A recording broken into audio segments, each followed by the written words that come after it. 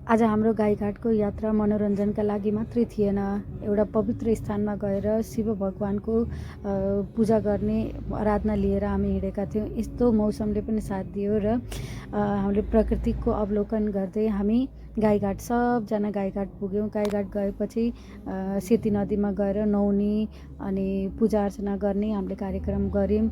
यहाँ जाँदाखेरि अलिकति डर कि यति उर्लेर आउनुभएको थियो सेती नदी, तर पनि आज एउटा भक्तिभावले गर्दा हामी सबैले वहाँ गएर हर हर गर्न सक्यौँ। पहिला सुरुमा त मेरो बुढो जानुभयो अनि त्यसपछि हामी पनि गएर पहिला सूर्यलाई जल चढाउने अनि त्यसपछि आफूले हर हर गर्ने गऱ्यौँ।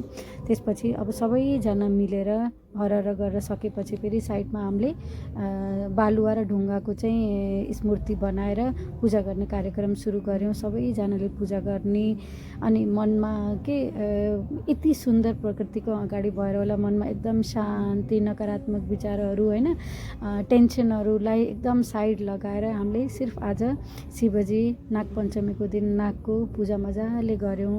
एकदम हाम्रा सब इष्टदेवहरू पितृहरू सबलाई सम्झेर हामी बुढाबुढीले गाईघाटको छेउमा पूजा गऱ्यौँ। मम्मी, हाम्रो दिदीबहिनीहरू, दाजुभाइहरू सबै जानुभएको थियो। हामी सबैले मिलेर शान्त मन बनाएर यति मजाले प्रकृति हेर्दै पूजा गऱ्यौँ र त्यसपछि हामी लाग्यौँ फेरि शिव मन्दिर।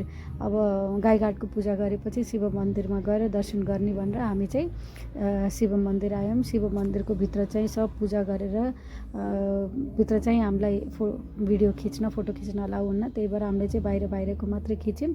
108वटा शिवलिङ्गमा जल चढाएर सबैको दर्शन गरेर अनि फेरि लास्टमा नागजीलाई पनि हामीले दर्शन गऱ्यौँ, पूजा गऱ्यौँ। आज नागपञ्चमीको धेरै धेरै सम्झेर आफूले जानेको अनुसार चाहिँ आज पूजा गऱ्यौँ र यहाँ चाहिँ नागको थान हुनु नै रहेछ। उहाँलाई मेरो दाइ र उहाँले चाहिँ दर्शन गर्नुभयो।